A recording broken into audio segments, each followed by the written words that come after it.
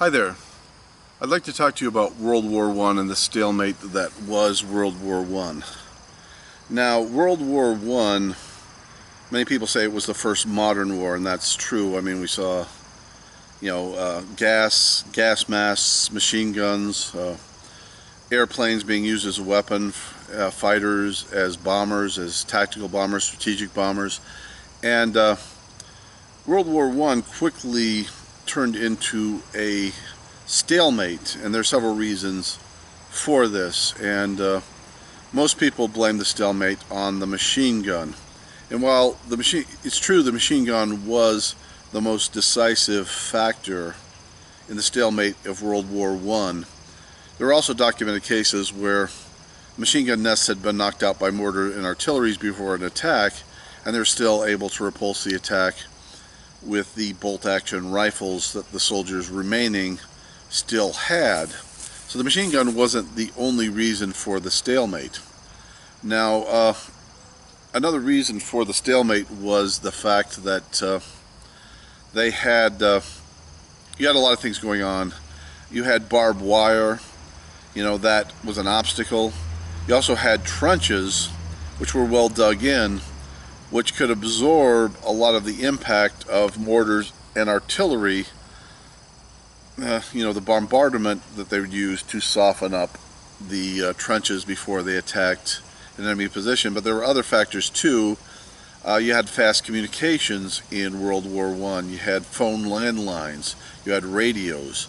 So a position that was under attack could quickly contact their chain of command, and the chain of command could contact soldiers nearby that weren't under attack to send some of their troops over to the position that was under attack to reinforce it. And you had motorized vehicles to quickly move troops from one position to another. There's an example of this in World War I, where there were a lot of soldiers in Paris, France, who needed to be moved to the front as the Germans were coming close to Paris. So what they did was they commandeered the taxi cabs in Paris, and they drove the French soldiers out to the front to get them out there in time to stop the German advance. So I mean, there were a lot of factors leading to this. Also, we can't underestimate the power of the airplane in that war, particularly for aerial reconnaissance. There was a case where an Allied airplane spotted a German division trying to sneak up to the front in order to launch a surprise attack against the Allied lines. But once they saw, they spotted the division by air, they canceled the attack and the division fell back. An entire division retreated because of one airplane, being spotted by one airplane. So, I mean, the thing was about World War I, a lot of the fighting was actually done at night, actually, too, because of the stalemate of the trenches, and people would use something like this, either a trench knife or a trench club or both.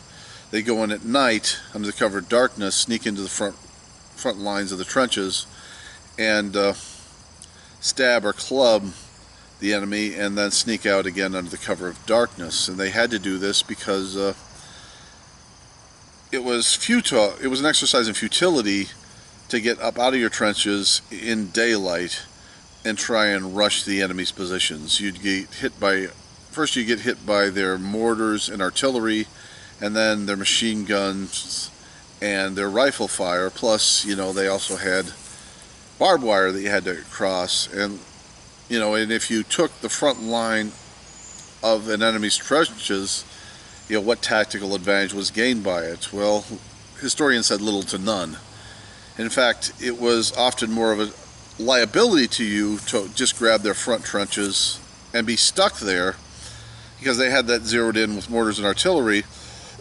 Sometimes they wouldn't hit the guys on the front lines with the mortars and artillery who took the front trenches. They'd wait for reinforcements to come up and then hammer them but good.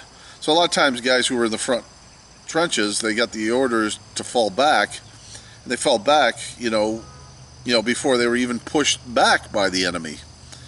So yeah, a lot of the combat actually came down to, like I said, it became, down to hand-to-hand combat sometimes, with trench knives, trench gloves, because in the close quarter of a trench you couldn't wield a bayonet.